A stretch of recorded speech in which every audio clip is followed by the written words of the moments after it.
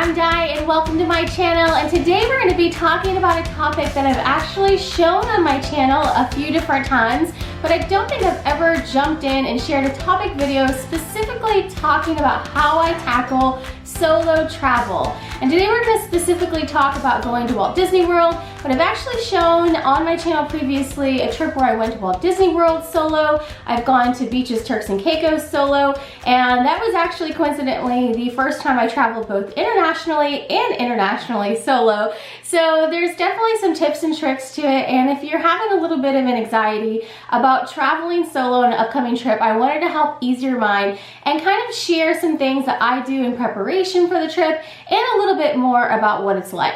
So let's talk about traveling solo to Walt Disney World today, and hopefully there'll be some helpful tips here for you to help plan your own trip as well.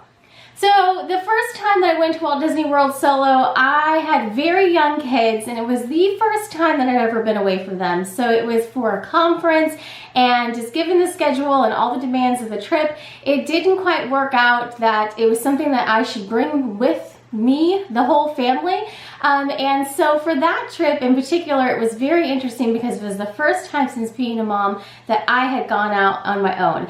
And being at Walt Disney World, you see a lot of families everywhere, and so there was this kind of push and pull on that trip of like, oh, I left the little babies at home and I miss them so much. But it was really kind of liberating in a sense because it was the first time since having kids that I really got that kind of sense of just being an adult on my own and got some time really truly for myself.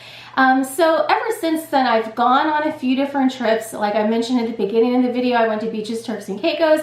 I'll link all these videos down below. Traveling solo for me is really kind of a renewing time period. There is a little bit of stress involved in it, just making sure you get to all your points.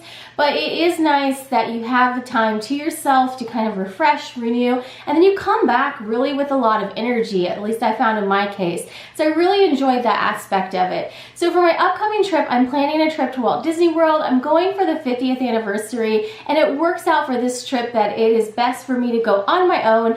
I am vaccinated and ready to fly. So that is one of the things I wanted to talk about first, is how I prefer my mode of transportation when I'm traveling solo. I'm also going to share how I pick a resort when I'm staying somewhere solo as opposed to when I go with my whole family, and then also how I may tour differently as well when I'm at Walt Disney World.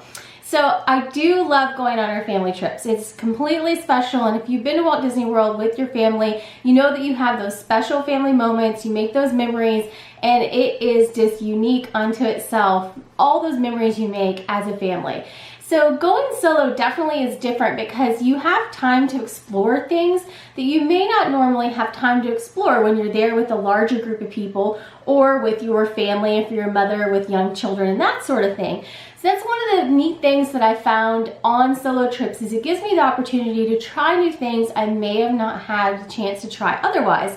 So on my upcoming trip, I'm actually trying a few new restaurants, and some of those restaurants are not restaurants that I actually would book when I was bringing my whole family. So to give me an opportunity to try some new food, try some food really specific to my own taste, and also give me the ability to maybe ride some of my favorite rides a few times in a row and that sort of thing, because I love riding Soarin', and let's just be honest, I could just get off of it and go right back onto it. So there's that ability as well, where you kind of are building your own schedule, and it really is tailored around only your likes and dislikes because you're the only one you're building the schedule for. So that part is very, very interesting when you're used to traveling as a unit with a larger group or a family unit, and it is a part that's enjoyable. And that being said, there's pros and positives to every single type of trip, and so making memories as a group is definitely very, very special, but it is neat to have those new experiences to try as a solo traveler. When I'm traveling solo, really no matter the location, but especially going to Walt Disney World, I really prefer to fly. We are within a driving distance when it's our family and we have multiple drivers in the car. We actually tend to drive quite a bit. We're just in Alabama, which is technically one state over, depending on which route you go, 2 states over if you go the longer way, but it's not too far away. But I don't want to be driving that whole distance on my own. So the first thing I typically do when I'm going to be traveling solo anywhere is I fly. So that has been the case. Obviously, to go to Turks and Caicos, you pretty much have to fly to get there since you have to go across the Caribbean. And also when I'm going to Chicago in this fall time period, I'm planning on flying there as well. And sometimes I may opt to rent a car. When I was going to be going on all those work travel trips, I may have rented a car when I went to those places, but most times I opt to just use the transportation in place. So that's really the nice thing about going to Walt Disney World, is that there's already a transportation system in place, and it's quite easy to be a solo traveler there. So I'm flying at the end of 2021, and the Magical Express will still be available whenever I travel in September and October 2021. That is getting ready to be discontinued, and starting in January 2022, they are opting to go to the Mears Connect service. It's a similar bus service that you'll be able to get from the Orlando airport to Walt Disney World. The only difference will be is there will be a charge to get you there on any of your legs, either to or from, to get back and forth. So it's something that you want to build in that cost to your trip and plan for it and book it ahead of time, so that way you know it's in place and ready to go. It's similar to how you would have to plan if you were doing a Disney cruise, where those transfers are paid for one way there, one way back, and you need to have those pre-planned before you go. So that's a little bit of added planning if you're looking at a trip 2022 or beyond, but if you're going before 2022, the Magical Express is still in place, and it is a service that is complimentary for now with your Disney resort reservation. I am staying at a Disney resort, so I am planning on flying into Orlando Airport and then getting on the Magical Express and going right to my Disney resort. Being able to drop off my luggage, get everything unpacked, and then go for a leisurely evening in Disney Springs. That is my plan for my first evening. So Disney is also really great because you can pre-plan everything ahead of time. This works great for families. This works great for extended families when you have multiple groups going. It also works great as a solo traveler because I have a majority of my meals planned. I know where I'm going to be eating. I know what I want to eat. I know basically how I'm going to move around the facility, and I already have a plan in place there. So the nice thing with Disney is that you really can pre-plan. It works great for people that love planning. And so a lot of that is already planned, which is really, really great. And you may be wondering how I pick what resort I'm going to be staying at. For our family, I've talked about it on our channel when we're going to Walt Disney World as a family. I'm trying to try a new resort at least every other time when we go, if not every time, just so we can try different resorts out as a family and just have new experiences. And it really does change that whole family vacation when you stay somewhere new. So for me, going as a solo traveler, for the 50th anniversary, I had to just stay where there was something available for starters. But then secondly, I'm not as worried about where I'm staying or that it's somewhere new, because that's something I have more in my mind reserved for an experience for our family. So for my upcoming stay, I am planning at a resort. For my upcoming stay, I am staying at a resort that we have stayed at previously. So the nice thing about that is I am comfortable with the layout. I'm pretty comfortable with, I know where all the food is. I know how to get back and forth between the main room areas and where the main kind of check-in area, the bus services, all of those amenities are going to be. I know where the pool is. So there's not really a huge learning curve when I get there. I can pretty much just dump my stuff and then head right into my schedule. So that's nice. If, for instance, it's a new hotel that I haven't stayed at, I might build in a little bit of time in my plan to get a lay of the land, take a stroll around during daytime hours. I'll talk a little bit about that in this video as well, and really get a sense for the facility. And I have traveled solo to conferences in Chicago, different areas like that, and I tend to do that at any location that I'm staying at, beaches, the first night that I'm there. So I feel like I have a good sense of the lay of the land and the main places I'm going to want to hit for the rest of the trip. That just kind of helps me get my bearings. Once you're on Disney property, it's really very easy to get around because they do have so many modes of transportation. They have the buses, the Skyliner. You can get back and forth very easily from one area to the next. And so if you're not familiar with Disney property, I would say spend some time looking at maps and really learning your home resort area, where your resort you're going to be staying at is in relation to the different parks and different modes of transportation. There's definitely some benefits to staying on the Skyliner kind of route, either Art of Animation, Pop Century, Caribbean Beach Resort, Riviera Resort, staying at one of those resorts that has easy access to all of those things, because it also gives you easy access to both Epcot and Disney's Hollywood Studios.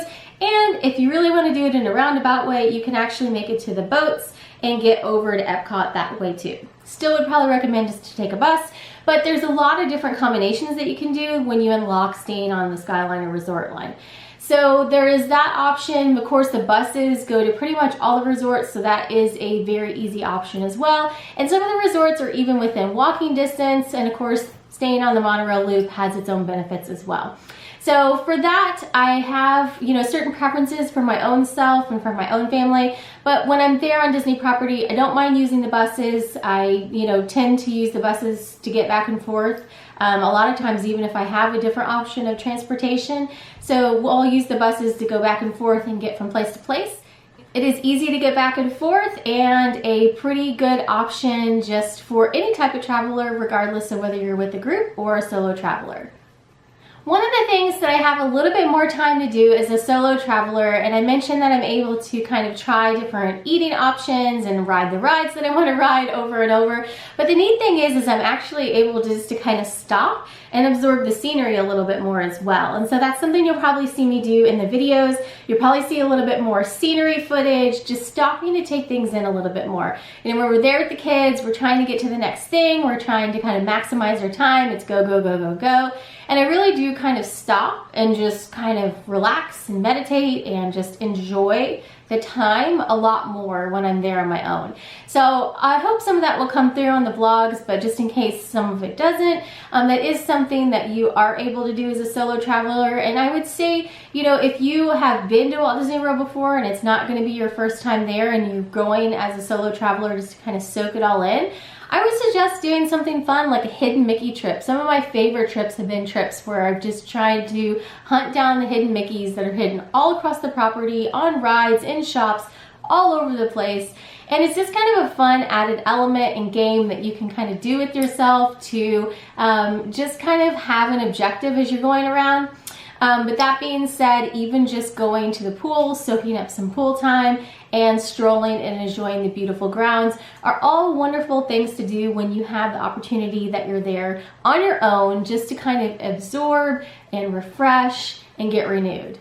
And then lastly, I did want to talk a little bit about safety. Even going to Walt Disney World, I do have safety in mind, especially going to other locations. I think there's a lot of different layers and a lot of different elements to this.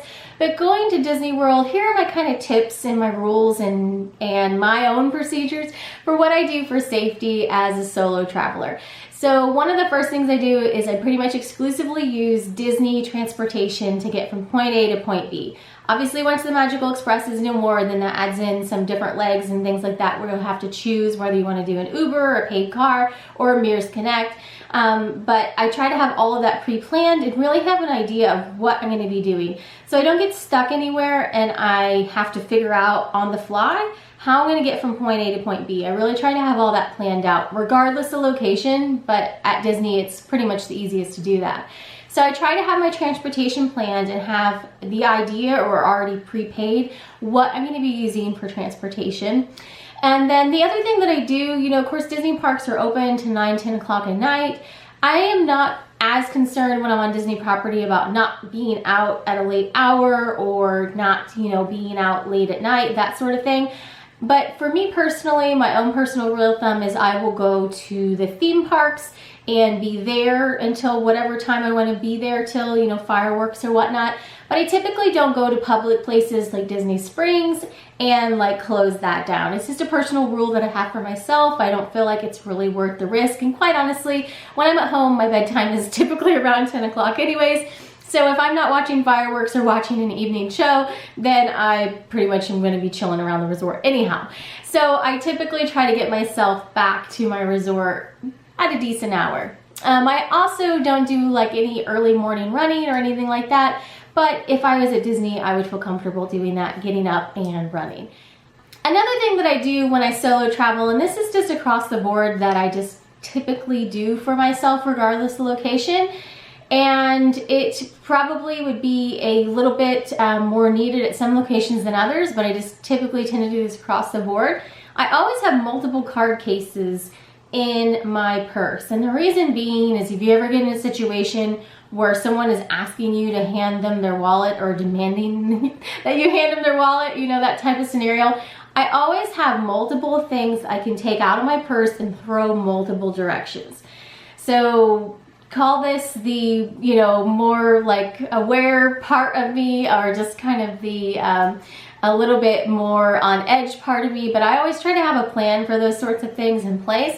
So I always have multiple card cases that I'm carrying with me, so that way you can toss it and you go the opposite direction of the card cases. Just gonna throw that helpful hint out there. It's something that I do when I'm traveling pretty much all the time anyways, but it's what I would do especially if I'm solo traveling as well. Another thing that I do when I'm solo traveling is I really try to be as self-reliant as possible. Now, this isn't to say that I don't, you know, appreciate help from people along the way, but I try to have all my own maps, not have to ask for directions, not have to ask for literally anything, just so that way I don't end up in any unexpected situations. At Disney, this is a little bit less of a concern. You know, they have the first aid stations, so if I don't have a Band-Aid, I could go in there and get a Band-Aid.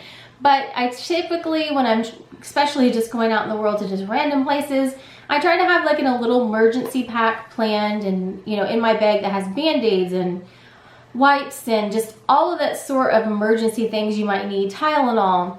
So that way I'm not in a situation where I'm having to stop somewhere random that's unplanned, like a pharmacy or something like that, and just get in a random situation that I wouldn't normally have been in otherwise.